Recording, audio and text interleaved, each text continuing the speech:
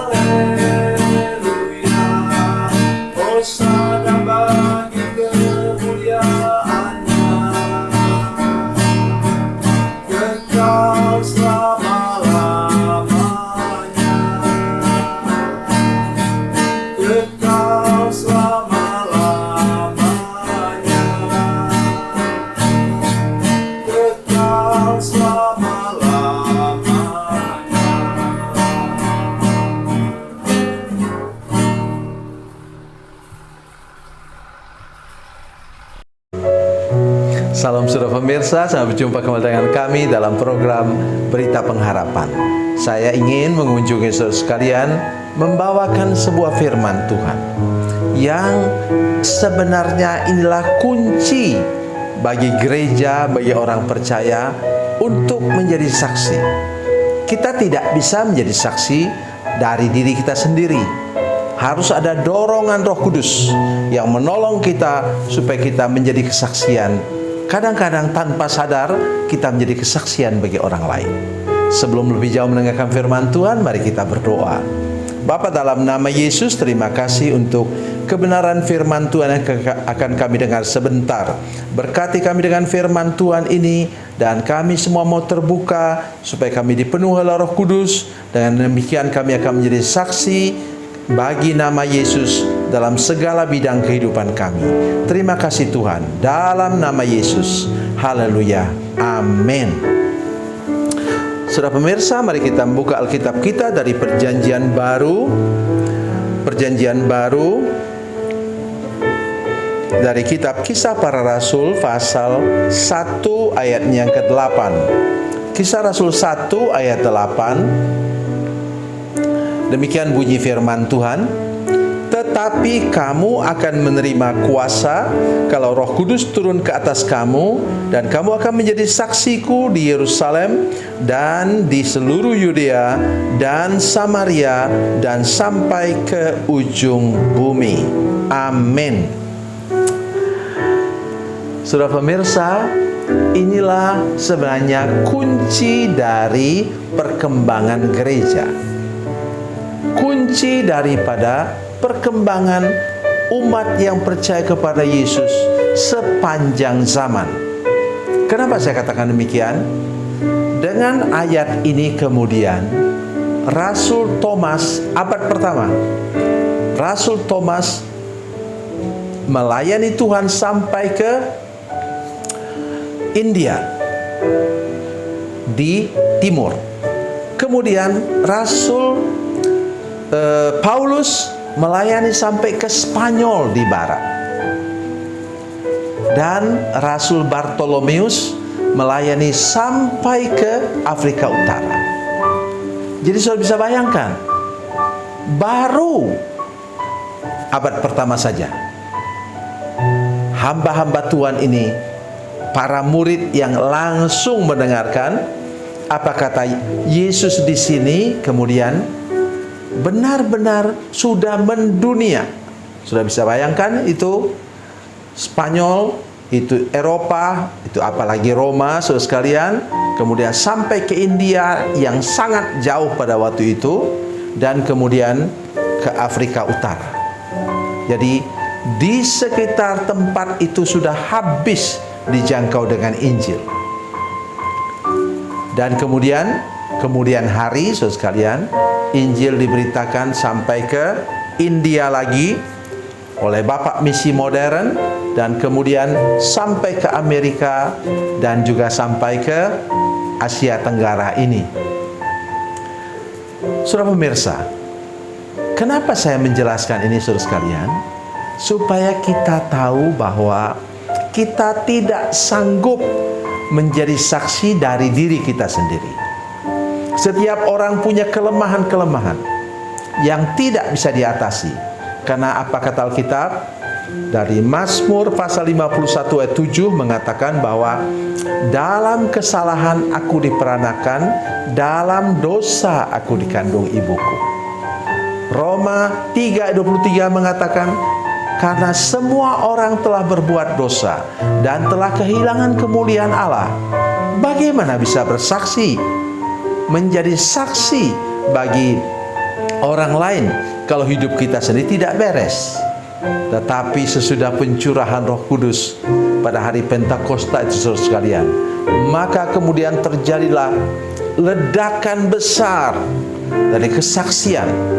Pada waktu hari Pentakosta saudara sekalian, waktu Roh Kudus dicurahkan, ada 15 bahasa atau dialek didengar oleh orang-orang yang hadir pada waktu itu di Yerusalem. Dan mereka pulang membawa berita itu kemana-mana, kemana mereka kemudian kembali. Saudara pemirsa, hari ini saya ingin menolong kita semua untuk mengerti bahwa kesaksian hidup kita itu menyangkut apa? Pertama, mindset kita, cara berpikir kita, logika kita harus dipenuhi, dijamah, diubah oleh Roh Kudus. Saudara tahu kata Roh Kudus terbentuk dari dua kata. Dalam bahasa lain juga sama. Ya, Roh Kudus. Artinya kalau sudah dipenuhi Roh Kudus, sudah pasti hidup rohani dan kudus. Itu saja sudah mulai menjadi kesaksian. Mengapa? Mengapa mulai dari sini?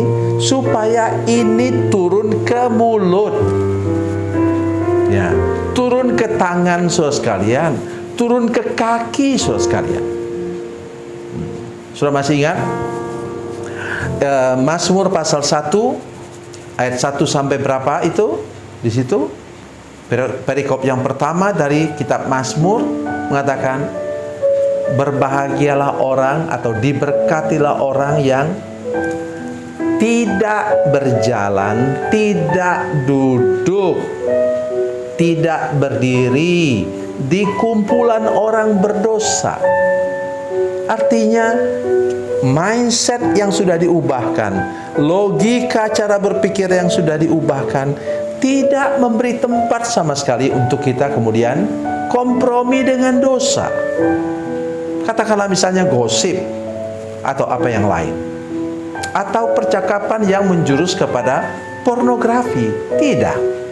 Oleh karena apa? Di kepala kita sudah ada Roh Kudus, rohani dan kudus. Maka itu turun ke mulut kita. Ya, secara normal itu turun kemana?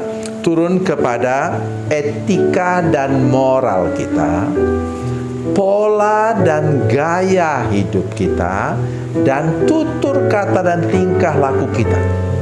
Jadi kalau itu sudah turun seperti itu, sudah tidak usah bilang sudah bersaksi, sudah menjadi kesaksian bagi banyak orang. Dan kesaksian seperti ini jauh lebih berbicara kepada semua orang ketimbang sudah gembar-gemborkan tentang kekristenan.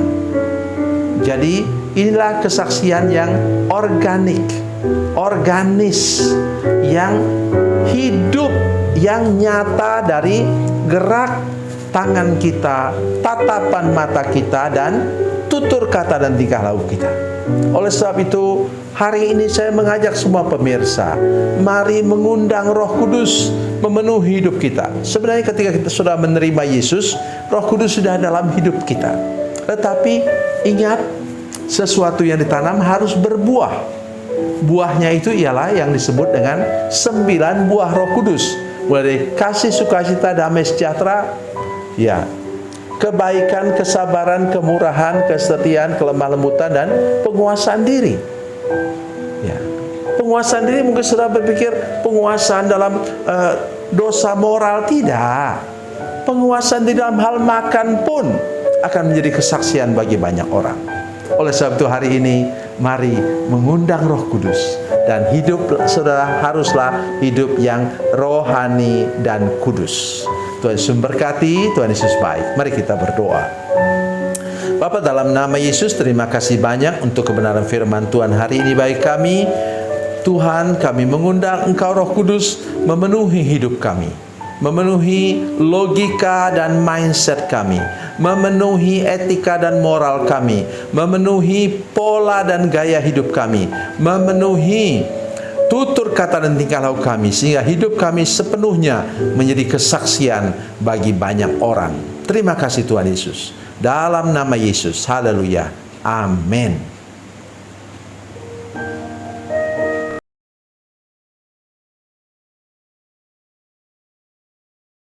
Bila Anda memerlukan dukungan doa kami, atau bila Anda punya masalah